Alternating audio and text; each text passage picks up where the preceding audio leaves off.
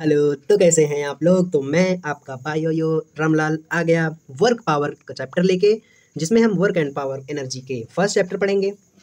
First chapter मतलब first lecture start करेंगे। Start करते हैं अपने पहले सवाल से। क्या है भाई? क्वेश्चन है। इस क्वेश्चन को हमको सर ये समझाना चाहते हैं। क्या समझाना चाहते हैं भाई? हम ये इस क्वेश्चन के थ्रू समझाना चाहते हैं कि जो वर्क है वो डिपेंड ऑन फ्रेम पे करता है।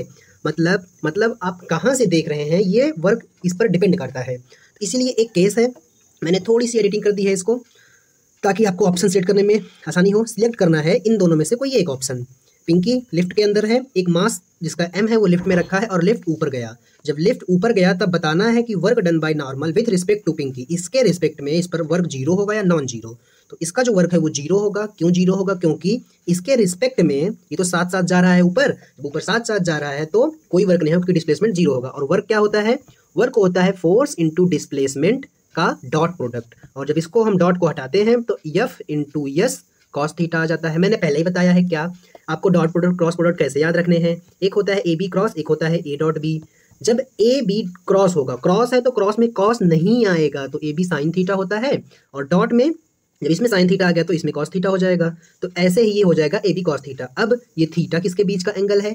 थीटा है डिस्प्लेसमेंट और फोर्स के बीच का, नहीं, पॉइंट ऑफ फोर्स, जिस पॉइंट पर फोर्स लगी है उसके और डिस्प्लेसमेंट के बीच का एंगल। अब हम रामलाल ग्राउंड पे खड़ा था तो रामलाल से पूछे, बाबू रामलाल, मैं भी रामलाल हूँ, बाबू रामलाल बताओ इसका वर्क कितना हुआ। तो रामलाल खड़ा था, बोला यार ये मास यहाँ पर था तो ऊपर चला गया तो मास डिस्प्लेस हो गया तो फोर्स नॉर्मल लगी, तो नॉर्मल इंटू फोर्स कितना आ गया? ये फोर्स हो गई, और नॉर्मल इंटू फोर्स नहीं, नॉर्मल इंटू डिस्प्लेसमेंट, फोर्स आ गई, फोर्स को मल्टीप्लाई किया डिस्प्लेसमेंट से तो क्या आ गया मेरा? कुछ ना कुछ वर्क आएगा, जो भी आएगा हम देखेंगे। तो यहाँ पर वर्क जीरो होगा और यहाँ पर वर्क जीरो नहीं होगा। ठीक, आगे चलेंगे। अब देखो ई सवाल, देखो ई सवाल बड़ा प्यारा है, इसका एक्सप्लेनेशन बड़ा तगड़ा बताऊंगा मैं। क्यों? क्योंकि यार मैं भी बायो रामलाल हूँ, मुझे भी फील नहीं आया था तो मैं फील किया, जब मैं फील किया तो आपको फील करा दूंगा, इसकी गारंटी है भाई, पक्का ये क्वेश्चन। अब देखो मेरे कुकर की सीटी बच सकती है तो मैं वीडियो पॉज कर दूंगा, वेट। हाँ, तो कहाँ थे हम थे फील पे। अब देखो रामलाल सर यहाँ पर हैं, ये पूरी बॉडी है, हमारे सर लिफ्ट में है, लिफ्ट ऊपर जा रहा है तो इस पर कुछ ना कुछ नॉर्मल लग रहा होगा। अब बताओ नॉर्मल ऊपर लगा, नॉर्मल हमेशा जब बॉडी टच में होती है तब लगता है, ये हमने कहाँ सीखा था? एनएलएम में सीखा था। तो बॉडी टच में है, जब यहाँ पर बॉडी टच में थी फिर ऊपर जा रही थी, फिर ऊपर जब जा रही थी तो नीचे क्या लगेगा? ग्रेविटेशनल फोर्स mg, और डिस्प्लेसमेंट भी ऊपर हो रहा है। इसका क्या मतलब? इसका मतलब फोर्स इंटू डिस्प्लेसमेंट। फोर्स क्या लगी? कुछ फोर्स लगी जो नॉर्मल थी, डिस्प्लेसमेंट s लगा। अच्छा, दोनों के बीच का एंगल बताना, दोनों के बीच का एंगल कितना है? फिर से सीटी बजने वाली है यार, जस्ट वेट। तो इसके बीच का जो एंगल है वो कितना है? देखो ये भी ऊपर जा रहा है, ये भी ऊपर जा रहा है, नॉर्मल ऊपर लग रहा है, डिस्प्लेसमेंट भी ऊपर, तो इसके बीच जो एंगल है वो 0 डिग्री है। और cos 0 कितना होता है? 1। तो मतलब यहाँ पर कुछ ना कुछ फोर्स लग रही है, मतलब वर्क डन नॉर्मल कर रहा है। अब यहाँ पर हम देखते हैं, यहाँ पर क्या नॉर्मल कोई वर्क डन करेगा? Work done by normal on Ramlal 0 होगा, ns से ज़्यादा होगा, ns से कम होगा, इसमें से कोई एक सिलेक्ट करना है। तो जब हम सीढ़ी पर चढ़ते हैं, सर एग्जांपल भी दिए थे सीढ़ी पर चढ़ते हुए, कि वर्क डन जो नॉर्मल का होता है, इस चीज़ को ध्यान रखना, नॉर्मल का जो वर्क डन होता है वो 0 होता है। कुछ लोग बोलेंगे कैसे भाई, इसने डिस्प्लेस तो किया तो कैसे हुआ? तो ये ऐसे हुआ, जब आप सीढ़ी पर चढ़ते हैं तो एक पैर ऊपर करते हैं, फिर दूसरा पैर ऊपर रखते हैं, फिर तीसरा पैर ऊपर, तीसरा पैर नहीं भाई, 2 ही पैर होते हैं इंसान के, तो दूसरा पैर जब ऊपर रखते हैं तो तीसरा पैर जमीन को टच होता है। तो एक बात बताओ, जब एक पैर हवा में रहता है, दूसरा पैर उठा लेते हैं, तो जो हवा में पैर रहता है वो मेरा डिस्प्लेस करता है। ठीक, जो पैर मेरा हवा में रहता है वो डिस्प्लेस करता है, और जब वो हवा में है तो उस पर नॉर्मल लगेगी ही नहीं। जैसे हवा में है तो उस पर नॉर्मल लगेगी नहीं, क्योंकि नॉर्मल कब लगता है? जब बॉडी टच में हो, बॉडी टच में होगा। तो एक बात बताओ, जब एक पैर हम ऊपर रख रहे हैं तो जिस पैर नॉर्मल लग रहा है, जिस पे नॉर्मल लग रहा है वो तो रेस्ट में है, वो तो डिस्प्लेस किया नहीं। जो पैर हवा पर है उस पर नॉर्मल लग नहीं रहा है। जैसे कैसे बताऊँ आपको मैं, जब ये पैर जमीन पर है तब इस पर नॉर्मल लग रहा है, तो इस पैर पर नॉर्मल लग रहा है बट ये डिस्प्लेस नहीं कर रहा है, लेकिन जो डिस्प्लेस कर रहा है उस पर नॉर्मल ही नहीं लग रहा है। नहीं समझ में आया? एक काम करो, अब एक पैर से सीढ़ी पर चढ़ो। अरे भाई मुंह दांत मत तोड़ लेना। जब एक पैर से सीढ़ी पर चढ़ोगे तो क्या होगा? ये होगा, तो क्या होगा? जब आप कूद के चढ़ रहे होंगे, जब आपसे आपका पैर सीढ़ी पर टच होगा, इसका फील एक पैर से आ जाएगा, पक्का आ जाएगा। जब आप जैसे सीढ़ी पर है, एक पैर से चढ़ रहे हैं, इस पर जैसे मान लो 2 सीढ़ी है, ये मेरी 2 सीढ़ी है, ठीक, ये मेरी 2 सीढ़ी है, तो जब आप इस पर पैर रखेंगे तो आप पे नॉर्मल लग रहा होगा। जैसे ही आप कूदेंगे तो हवा में, जब हवा में तो नॉर्मल नहीं लगेगा, जब डिस्प्लेस हो रहे हो तो नॉर्मल नहीं लग रहा है, जब इस पर कूद के पहुंचे तो डिस्प्लेसमेंट हुआ लेकिन नॉर्मल नहीं लगा। तो आपको क्या एक चीज़ समझ में आई? वर्क क्या होता है? Force into displacement. जब आप पर फोर्स लग रही थी तब आपका S 0 था, 2 फोर्स लिखते हैं, 2 वर्क। जब आप पे फोर्स लग रही थी, मतलब जब फोर्स लग रही है तब डिस्प्लेसमेंट आपका ये जीरो था, इसीलिए वर्क जीरो हो गया। और जब जब आप डिस्प्लेस हुए तब मेरी फोर्स जीरो हो गई, नॉर्मल जीरो हो गया, तो इससे वर्क जीरो, तो इसीलिए मेरा जो वर्क बाई नॉर्मल है वो जीरो आ जाएगा। ये चीज़ समझ में आई क्या? क्यों? तब सीढ़ी पर चढ़ते कैसे हैं? हम अपनी वर्क से चढ़ते हैं, जिसको कहते हैं खुद का वर्क। इस क्वेश्चन में एक करेक्शन था, मैंने कर दिया है। अगर आप पीडीएफ जो ऐप से मैं बनाता हूँ किसी ऐप से ओपन करेंगे तभी होगा, नॉर्मली नहीं तो ये एडिट शायद नहीं दिखता है। तो फोर्स इंटू डिस्प्लेसमेंट करना है। अरे यार, ये डिस्प्लेसमेंट को मैंने क्यों मिटा दिया? अरे अब मुझे गुस्सा आ रही है। इसको मैंने सही कर दिया, मैं इसको पीडीएफ में सही कर दूंगा, पीडीएफ डिलीट करके फिर से भेज दूंगा, ठीक। अब देखो, यही फोर्स है, डिस्प्लेसमेंट है, हमको क्या पता है, ये दोनों डॉट प्रोडक्ट होते हैं। तो फोर्स का डिस्प्लेसमेंट के साथ डॉट प्रोडक्ट लेंगे तो हमारा वर्क आ जाएगा। अब डॉट प्रोडक्ट में होता क्या है, आई वाला आई के साथ जाता है, तो क्या आपने आई के साथ आई का डॉट प्रोडक्ट होता था तो क्या आता था, 1 आता था। और आई के साथ आई का क्रॉस प्रोडक्ट होता था तो क्या आता था, जे आता था। ये हम वेक्टर में पढ़े थे। तो आई के साथ क्या हो रहा है, डॉट हो रहा है, तो सिंपली 2 का मल्टीप्लाई होगा और 3 गुना 6 हो जाएगा। इसके पास माइनस साइन है, इसके पास प्लस साइन है, ओवरऑल माइनस हो जाएगा, -2। 4 को मल्टीप्लाई करो -1 से, तो ये क्या हो जाएगा, -4। और ये क्या हो जाएगा, 4 - 6, 6 - 2 - 4, जो कि 0 आएगा। सर ने यहाँ पर वैल्यू और दूसरी कुछ रखी थी, सर ने कोई दूसरी वैल्यू रखी थी, तो मैंने सिर्फ माइनस हटा दिया तो 0 आ गया आंसर। तो एकदम मैच मत करने लगना। अब देखो, एक 2 kg की बॉडी है जिसका मास है कितना, 2 kg। वो टेबल पर लाई कर रही है, डिस्प्लेस कर रही है हॉरिजॉन्टल डायरेक्शन में थ्रू 50 सेंटीमीटर। तो वर्क डन बाय नॉर्मल। अब मुझे एक बात बताना, अगर इसमें नॉर्मल लग रहा है तो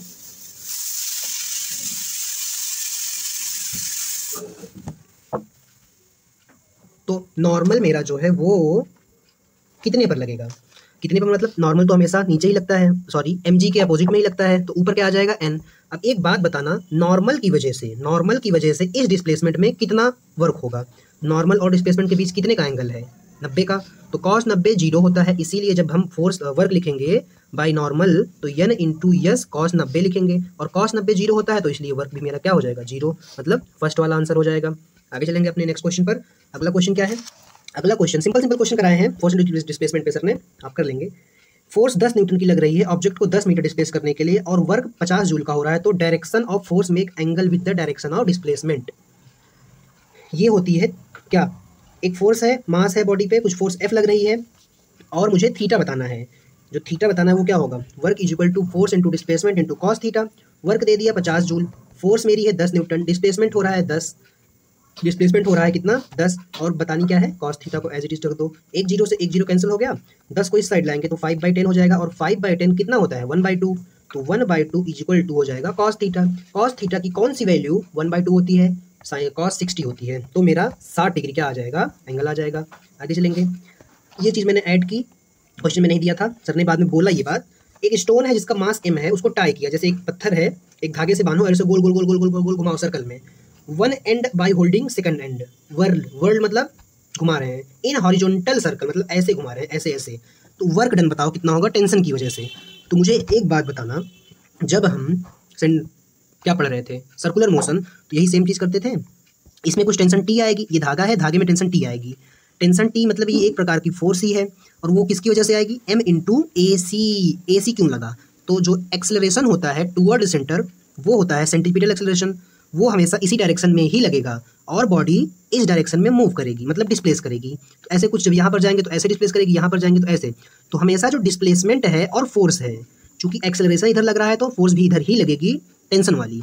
तो फोर्स और इसके बीच में, डिस्प्लेसमेंट के बीच में कौन सा कितना एंगल हो गया, 90 डिग्री, और cos 90 हमको पता है 0 होता है, इसीलिए वर्क डन होगा FS cos थीटा, और cos थीटा की वैल्यू 90, तो सीधा सीधा वर्क 0 हो जाएगा। आगे चलेंगे, एक रोप है use to lower vertical body. अब देखो, इस क्वेश्चन को करने के लिए हम आपको पिछला चैप्टर आना चाहिए, कौन सा, NLM। इसीलिए सर ने एडवाइस किया था कि वर्क पावर पढ़ने से पहले NLM करके ही आना है।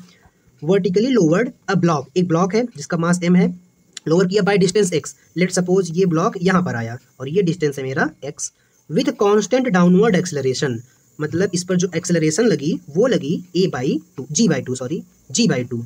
Work done by the rope on block, work done by rope, रस्सी के थ्रू किया गया वर्क ऑन द ब्लॉक। कैसे निकालेंगे बताओ, तो सबसे पहले हमको रोप में टेंशन निकालनी पड़ेगी, तो रोप में टेंशन किस साइड लग रही होगी, अगर ब्लॉक नीचे आ रहा है तो टेंशन मेरी ऊपर साइड लग रही होगी। तो ये जो टेंशन निकालने वाला पार्ट है, इसको हम कहाँ पढ़े थे, इसको हम पढ़े थे NLM में। तो निकाल लेते हैं टेंशन, ये ब्लॉक M है, ऊपर कुछ टेंशन T लगेगी, नीचे एक क्या लगेगा, mg लगता है। अब ये आपको लगेगा बहुत जल्दी बता रहे हो, एनएलएम में इसके ऊपर कम से कम मुझे नहीं लगता 20 से ज़्यादा सवाल ही किए होंगे। ठीक, अब एक्सेलरेशन डाउनवर्ड है, तो मुझे एक बात बताओ, जब एक्सेलरेशन डाउनवर्ड है तो ज़्यादा कौन, mg ज़्यादा या t ज़्यादा? जब भाई नेट मूवमेंट नीचे है तो mg ही ज़्यादा होगा, तो mg माइनस टी, ये भी एक फोर्स है, ये भी एक फोर्स है, ये फोर्स बड़ी है इसलिए मूवमेंट नीचे हो रहा है, इज इक्वल टू ma, हमारा सेकंड न्यूटन का लॉ। तो mg minus T is equal to ma हो जाएगा। ए हमको बताया है क्वेश्चन में कितना है, a g/2।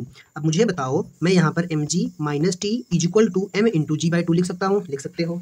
तो मेरी टेंशन कितनी आ जाएगी, अब mg/2 को इस साइड लेके आ जाओ, minus mg/2 is equal to tension, ये एक है ये आधा है, एक में से आधा घटाएंगे तो कितना आता है, हाफ आता है, तो ये mg/2 आ जाएगा। अरे भाई इसको कॉमन ले लो, तो टेंशन मेरी कितनी आ गई, टेंशन मेरी आ गई mg/2। तो मेरी जो टेंशन है रोप में वो है टेंशन, वो की एक फोर्स है, तो मेरी फोर्स आ गई, फोर्स आ गई कितनी, टेंशन फोर्स mg/2। तो कोई एक टेंशन लग रही है, उसकी वजह से मुझे वर्क बताना है। और डिस्प्लेसमेंट देखो कहाँ हो रहा है, नीचे की तरफ, तो क्या टेंशन और एक्स के बीच में जो थीटा है वो मेरा कितना है 180 डिग्री। तो मैं वर्क क्या लिखूंगा अब, force into displacement into cos theta.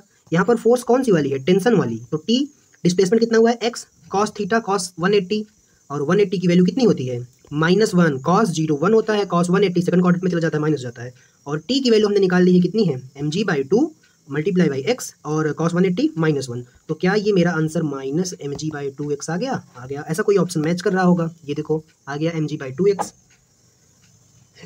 Half mgx। आगे चलेंगे नेक्स्ट क्वेश्चन पर। ये देखो नीट में देखो सिंपल क्वेश्चन पूछते हैं यार, अगर इस टॉपिक से आता है तो। जब तक फोर्स कांस्टेंट हो, वेरिएबल फोर्स होगी तो थोड़ा सा लेवल हो जाएगा, ज़्यादा नहीं।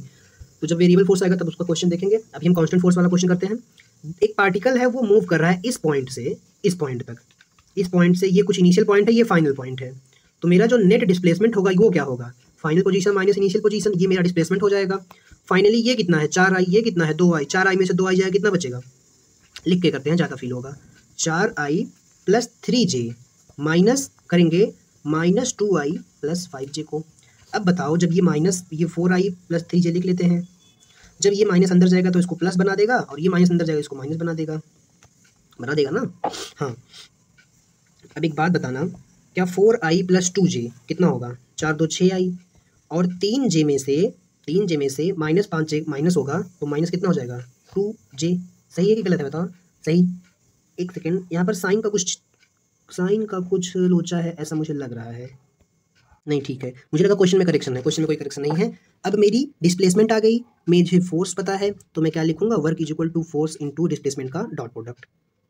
ठीक, फोर्स कितनी है 4i प्लस 3j, मल्टीप्लाई कर देंगे 6i माइनस 2j से, तो i का i के साथ मल्टीप्लाई, 6 चौके 24 हो जाएगा, और 3 का 2 के साथ, तो 3 दूना -6, ये j है, तो 24 में से 6 जगह तो 18 जूल बचेगा। तो कितना आंसर हो गया 18। इसमें भी करेक्शन था, मैंने किया था, वो 18 कर दिया इसको। अब मुझे एक बात बताओ, कुछ लोग बोलेंगे क्या भाई फोर्स इधर लग रही है, वर्क स्केलर होता है, इसमें वेक्टर का कंसेप्ट मत लगाना, अगर 2 ऐसा लग रहा है तो वेक्टर का कंसेप्ट लगा के स्क्वायर करके ऐड करो, नहीं। इसके क्वेश्चन, ये मेरा जो क्वेश्चन है इसमें भी ऐसे ही करेंगे, सेम टू सेम। ये इनिशियल पोजीशन है, ये फाइनल पोजीशन है, तो फाइनल पोजीशन में से हम इनिशियल पोजीशन को माइनस करेंगे। ये चीज़ ध्यान से करना, कभी कभी इसमें गलती हो जाती है, -2i प्लस के, ठीक है। अब हम ब्रैकेट खोलेंगे, प्लस 3j माइनस के, ब्रैकेट खोला तो -2i बन गया, फिर से ये माइनस के बन गया, तो जब इसको हम टोटल करेंगे तो 4i में से 2i जाएगा तो 2i बचेगा। 3j में से 3j में से कितना घटे, तो यहाँ पर j है ही नहीं तो 0 घटेगा, 0 घटेगा तो ऐसे ही रहेगा। माइनस के में से माइनस के करेंगे तो -2k हो जाएगा। अब मेरी पोजीशन ये आ गई, और वर्क निकालने के लिए फोर्स इंटू डिस्प्लेसमेंट करेंगे। फोर्स कितना है 3i प्लस j, मतलब 3i प्लस j का क्या डॉट प्रोडक्ट, ये हो गया 2i plus 3j minus 2k, तो i का i के साथ 3 दूना 6, j का j के साथ प्लस 3, k तो है ही नहीं इसमें, जब k नहीं है तो 0 का k के साथ करेंगे तो 0 हो जाएगा, तो 6 + 3 9 आ गया मेरा। तो कौन सा वाला आंसर 9 है, ये वाला। आगे चलेंगे नेक्स्ट क्वेश्चन पर। अगला क्वेश्चन भी मुझे लगता है सिमिलर है, इसमें ये चीज़ अगर 1 2 3 कर दिया होता तो क्वेश्चन सही हो गया होता। सर ने शायद होमवर्क दे दिया था, अब करेंगे इसको हम। वर्क डन बतानी है, पोजीशन निकाल लेते हैं, पोजीशन की डिफरेंस, क्योंकि p से q पर जा रहा है तो 2 - 1 कितना हो जाएगा 1, 1 - 2 कितना हो जाएगा -1, 4 - 3 कितना हो जाएगा 1। तो ये मेरी क्या आ गई पोजीशन, ये मेरी क्या आ गई फोर्स कितनी है 2 है 1 है 1 है। ये देखो, अब एक कंसेप्ट पर बहुत सारे सवाल करने पर यही चीज़ होती है, स्पीड बढ़ जाती है। तो मैं वर्क निकालने के लिए डॉट प्रोडक्ट करूँगा, 2 1 कम 2, 1 1 कम -1 है, माइनस इसलिए, और इससे भी +1 हो जाएगा। तो क्या ये 2, एक सेकेंड, 2 में से 1 गया, 2 में से 1 गया तो 1 बचा, 1 में से 2 गया तो -1 बचा, 4 में से 3 गया तो 1 बचा, ठीक है। और फोर्स कितनी लग रही है? 2 1 1, तो 2 1 कम 2, 1 1 कम -1, 1 1 कम +1, तो क्या +1 और -1 कैंसिल हो जाएगा और क्या बचेगा? सिर्फ 2, तो 2 जूल मेरा इसका आंसर हो जाएगा। आगे चलेंगे। अब इस क्वेश्चन को करने के लिए आपको क्या पता होना चाहिए? होना चाहिए पता व्हाट द एफ। आप इसको कुछ और नहीं समझेंगे। सिंपली जब वर्क से, जैसे हम डिस्प्लेसमेंट से वेलोसिटी पर जाने के लिए डिफरेंशिएशन करते थे विथ रिस्पेक्ट टू टाइम, ये चीज़ याद रखना, विथ रिस्पेक्ट टू टाइम, वैसे ही वर्क से फोर्स पर जाने के लिए भी हम डिफरेंशिएशन करेंगे but with respect to displacement. ठीक, तो मुझे यहाँ से यहाँ जाना है तो मैं डिस्प्लेसमेंट करूँगा, और वैसे ही अगर फोर्स से वर्क पर आना है तो हम क्या करेंगे? इंटीग्रेशन करेंगे विथ रिस्पेक्ट टू किसके? डिस्प्लेसमेंट के। अब ये चीज़ अगर आप गलती मान लो कभी कर भी देते हैं कि भाई वर्क से एफ पे जाने के लिए क्या करेंगे? डिफरेंशिएशन, तो dw/dt इक्वल टू एफ, मान लो कभी कर भी देते हैं ये बेवकूफ़ी, तो क्या ये चीज़ डायमेंशनली भी गलत है? फोर्स का डायमेंशन होता है mlt-2, वर्क का डायमेंशन होता है mlt-2, और डिस्प्लेसमेंट से मल्टीप्लाई कर दो, ये होता है। अब इसको तुम टाइम से डिवाइड कर रहे हो तो एक टाइम ऊपर चला जाएगा, जब एक टाइम ऊपर चला जाएगा ये +1 है, इस साइड जाएगा तो ये -1 हो जाएगा। भाई ये तुम डायमेंशनली ही चीज़ें गलत कर दिए। तो अब अगर मैं यहाँ पर एक काम करूँ, यहाँ पर मैं डिस्प्लेसमेंट को रखूँ, तब देखो क्या होगा? तब ये होगा कि ये mlt-2, ये इसका डायमेंशन हो गया और इसके इक्वल टू में फोर्स है जो mlt-2 है, डिवाइडेड बाय डिस्प्लेसमेंट मतलब l। अब l जब ऊपर है तो ऊपर जाएगा तो l माइनस हो जाएगा, तो क्या मेरा ml1t-2, ये देखो फोर्स का डायमेंशन आ गया ना, इसीलिए डिस्प्लेसमेंट से हम डिस्प्लेसमेंट के रिस्पेक्ट में डिफरेंशिएट करते हैं। ये एक और नज़रिया था ये सही समझने का कि कैसे आपको W से F जाने के लिए डिफरेंशिएशन करना है और F से W पर आने के लिए इंटीग्रेशन करना है। तो क्या ये बात भी सही हो जाएगी कि क्या जो W और S का ग्राफ होगा उसका जो स्लोप है वो फोर्स बताएगा, और जो W और F और यस का ग्राफ होगा उसका एरिया मेरा वर्क बताएगा। हाँ, तो बस यही चीज़ का कंसेप्ट है, उसको आगे हमको अप्लाई करना है। ठीक, आगे चलेंगे। एक फोर्स है लग रही है, कौन सा ग्राफ है बताओ? ये एफ और एस का ग्राफ है, और एफ एस का ग्राफ क्या बताता है? वर्क बताता है। हमको एफ और एस का ग्राफ दिया है, वर्क बताना है, तो क्या कर देंगे हम? सिंपली हम इंटीग्रेट करेंगे, बट यहाँ पर ग्राफ दिया है तो इसका एरिया निकाल लेंगे। ये एरिया कितना होगा बताओ? 3 से 7, 7 3 4 5 6 7, मतलब ये 4 है, ये 2 है, तो 4 दूनी 8 जूल ये एरिया हो जाएगा। दूसरी चीज़, ये 7 से 12, मतलब 5 6 7 8 9 10, 8 9 10 11 12, मतलब ये भी डिस्टेंस 5 है, और ये मेरी हाइट कितनी है? हाइट मतलब हाइट 2 मीटर है। तो क्या ट्रायंगल का area half into length into base होता है, हाइट इंटू बेस होता है। 2 × 5, 2 से 2 कैंसिल, तो ये 5 जूल आ गया। तो क्या मैं कह सकता हूँ कि टोटल एरिया 8 + 5 हो गया, जहाँ पर फोर्स लग रही थी, तो 8 5 13 जूल आ जाएगा मेरा आंसर। तो 13 जूल वाला सही। आगे चलेंगे। अब देखो जो वर्क होता है उसमें हो सकता है कि अलग अलग फोर्सेस लग रही होंगी, बट वर्क जो होता है वो F net into yes net जैसा कुछ नहीं होता। अगर टोटल वर्क लिखना भी है तो हम लिखेंगे W1 + W2 + W3, ईच का वर्क निकालेंगे। अब इस क्वेश्चन में कुछ लोग कहेंगे कि फोर्स इस पर 20 लग रही थी, इस पर फोर्स आगे 20 लग रही है। देखो F1 20 है और पीछे कितनी लग रही है? 5 लग रही है, तो नेट 15 आ रहा है, तो 15 का मल्टीप्लाई बाय 5 से कर दो और 75 लिख दो आंसर। ये गलत है। हमको क्वेश्चन में पूछा है F2 की वजह से फोर्स, तो हम सिर्फ F2 को देखेंगे। बॉडी डिस्प्लेस हो गई है, कैसे हुई, कहाँ से हुई, कब हुई, कोई पंचायत नहीं। सिर्फ अगर वर्क F2 से पूछा है तो हम वर्क लिखेंगे F2 इंटू डिस्प्लेसमेंट। अब बताना डिस्प्लेसमेंट किस डायरेक्शन में हुआ? इस डायरेक्शन में। डिस्प्लेसमेंट और फोर्स के बीच में कितना एंगल है? 0 डिग्री का। जब 0 डिग्री का एंगल है, F2 फोर्स इस डायरेक्शन में डिस्प्लेसमेंट हुई है, डिस्प्लेसमेंट इस डायरेक्शन में तो हुई है, लेकिन जो F2 फोर्स है इस तरफ लग रही है। देखो डिस्प्लेसमेंट इधर है, F2 इधर है, तो दोनों के बीच कितने का एंगल है? 180 का।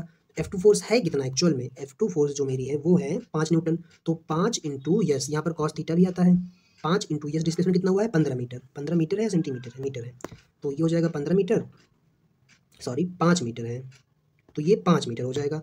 अब दोनों के बीच का एंगल कितना है? 180। cos 180 कितना होता है? -1, तो 5 बचे 25 हो जाएगा। जब 25 हो गया तो अगर -25 ऑप्शन में है तो हम -25 वाला ही सिलेक्ट करेंगे। ठीक, क्यों ऐसा किया? क्योंकि डिस्प्लेसमेंट इस डायरेक्शन में हुई, और इस वाली फोर्स और डिस्प्लेसमेंट के बीच का डायरेक्शन 180 है, इसीलिए -25 ज़्यादा सही होगा +25 के कंपेयर में। Work done by friction force, friction की वजह से फोर्स, फ्रिक्शनल फोर्स की वजह से वर्क कितना होगा? तो वो कुछ भी हो सकता है, पॉजिटिव भी हो सकता है, नेगेटिव भी हो सकता है, 0 भी हो सकता है। अब देखो एक और क्वेश्चन।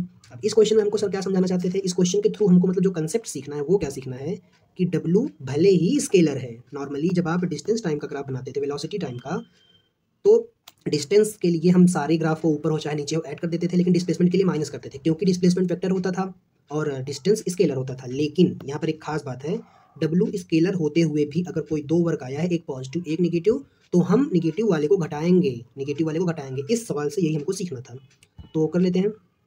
एफ और डिस्प्लेसमेंट और एक्स का ग्राफ दिया है, तो W से F जाने के लिए, W से F जाने के लिए डिफरेंशिएट, और अगर एफ एस का ग्राफ हो तो इसका एरिया वर्क बताएगा। एरिया निकाल लेते हैं, यहाँ से यहाँ एक, और ऊपर की हाइट कितनी है, ये एक एरिया होगा, ये एक एरिया होगा, ये एक एरिया होगा, ये एक एरिया होगा, ये एक एरिया होगा। तो स्टार्टिंग से स्टार्ट करते हैं। ये 10 है, ये 1 है, तो हाफ इंटू क्या हो जाएगा, हाइट इंटू बेस, तो 2 से मल्टीप्लाई होगा तो हाफ से, ये 5 जूल आ जाएगा, ये 5 जूल मेरा आ गया।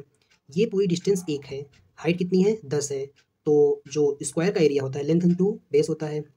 अब लेंथ कितनी है, हाइट इंटू बेस होता है, सीधा सीधा लेंथ इंटू ब्रेथ होता है, सॉरी, तो 10 मल्टीप्लाई बाई 1, तो इसका एरिया कितना आ गया 10 जूल।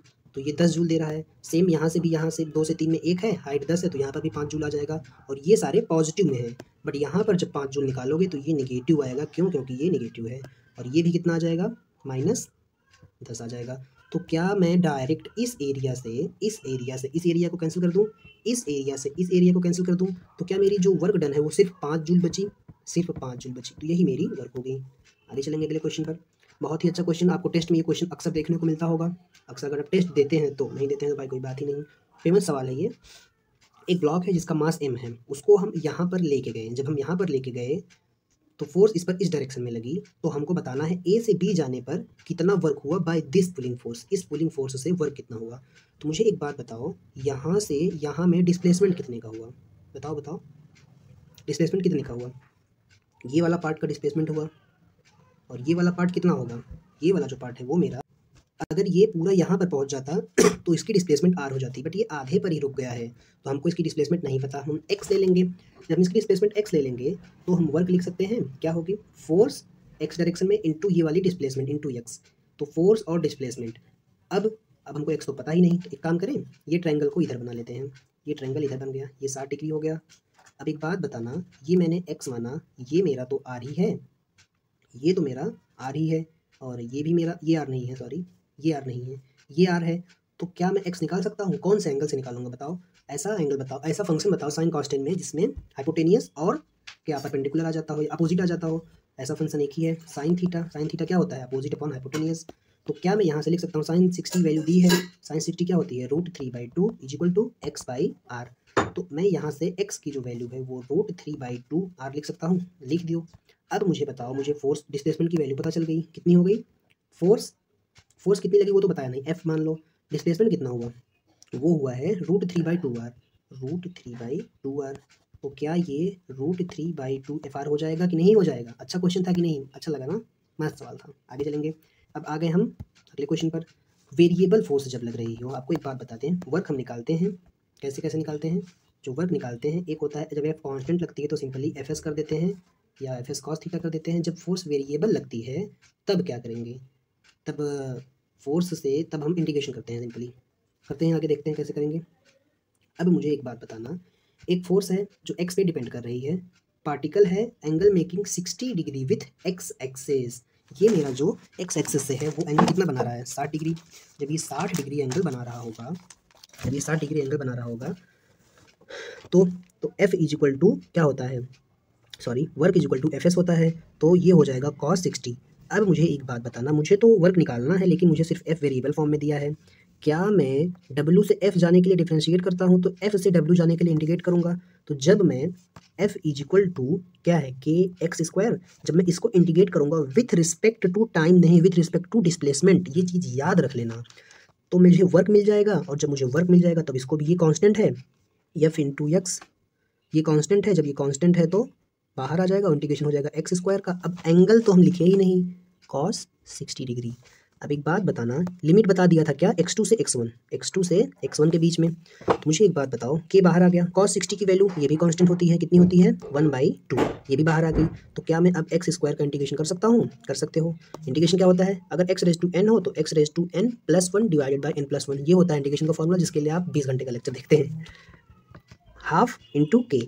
अब मुझे बताओ, जब मैं इसको इंटीग्रेट करूंगा तो एक्स स्क्वायर का इंटीग्रेशन क्या हो जाएगा, x³ डिवाइडेड बाई कितना 3, ये मेरा इंटीग्रेशन आ गया। अब मैं इसमें लिमिट रख दूंगा x2 से x1 या x1 से x2 से x1, ऊपर x2 आता है नीचे x1 आता है, तो मैं अपर लिमिट की वैल्यू x की जगह पर पुट कर दूंगा। तो मैं x की जगह पर 2 लिखा, 2 का क्यूब माइनस ये डिवाइडेड बाई 3 रखो, और फिर x की जगह एक बार x1 रखूँगा। तो यहाँ पर मैं 2 नहीं लिखूँगा, सॉरी, यहाँ पर मैं x लिखूँगा और x2 लिखूँगा और उसकी पावर क्यूब रख दूँगा बाई 3, माइनस x की पावर एक बार फिर 1 रखूँगा, फिर क्यूब रखूँगा डिवाइडेड बाई 3। तो ये मेरा इंटीग्रेशन का पार्ट था। अब 1/3 कॉमन ले लो, 1/3 कॉमन ले लोगे तो 1/2 से मल्टीप्लाई हो जाएगा, और ये आ जाएगा x2 का क्यूब माइनस x1 का क्यूब। 1/3 को 1/2 से मल्टीप्लाई करोगे तो 1/6 के ब्रैकेट के अंदर x स्क्वायर का क्यूब माइनस x1 का क्यूब। ये मेरा ऐसा कोई आंसर मैच कर रहा होगा जो कि ये वाला है। आगे चलेंगे अगले सवाल पर। अगला सवाल क्या है भाई, अब देखो ये भी वेरिएबल फोर्स का क्वेश्चन हो गया।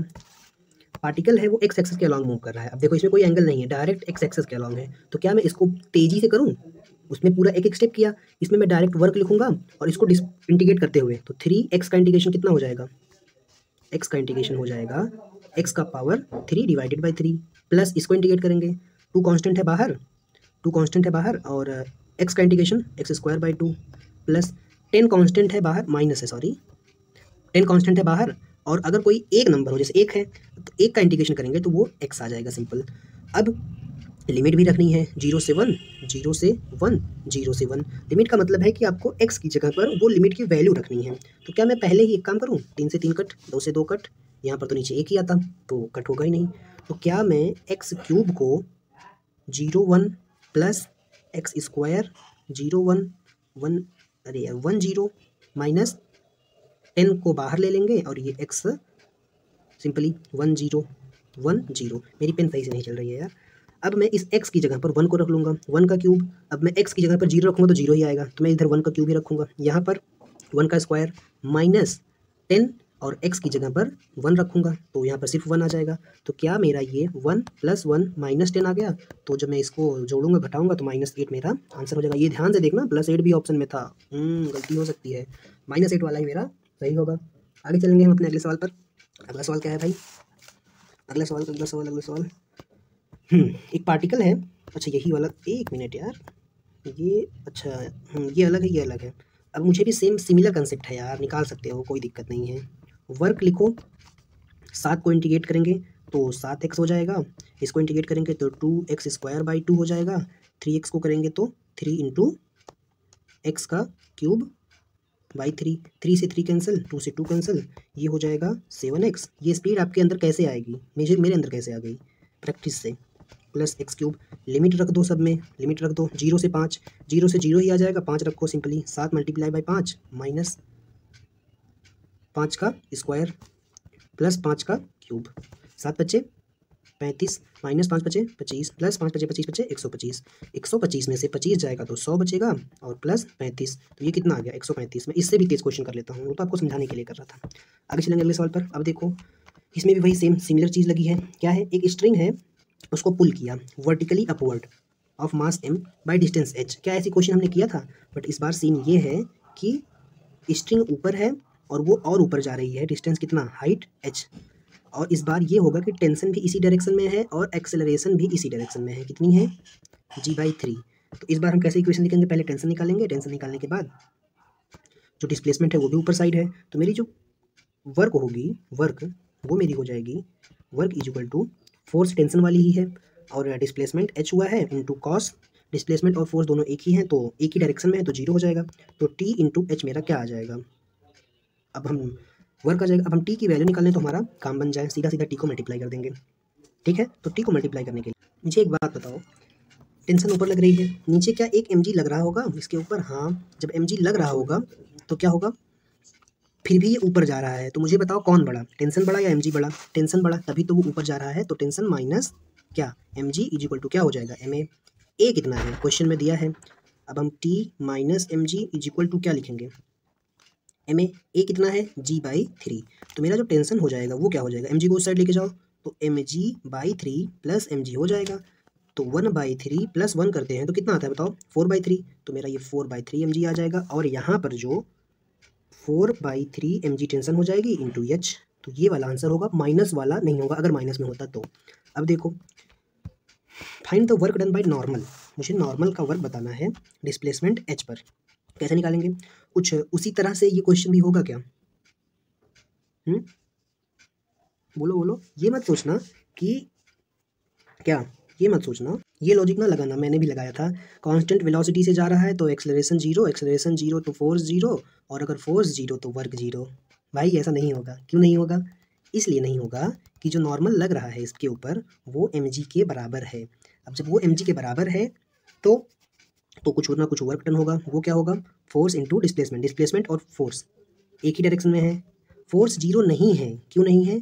क्योंकि नॉर्मल फोर्स के अलावा भी हो सकता है, मान लो कोई लेके जाए, ऐसा नहीं है। तो फोर्स जो है वो कितनी लगेगी, वो टेंशन के बराबर लगेगी इंटू डिस्प्लेसमेंट, और फोर्स और टेंशन के बराबर लगेगी। तो कितना हो जाएगा मेरा फोर्स मेरा हो जाएगा mg, ये नॉर्मल फोर्स लग रही थी, mg इंटू डिस्प्लेसमेंट कितना हो रहा है h, तो mg मेरा आंसर होगा। आगे चलेंगे।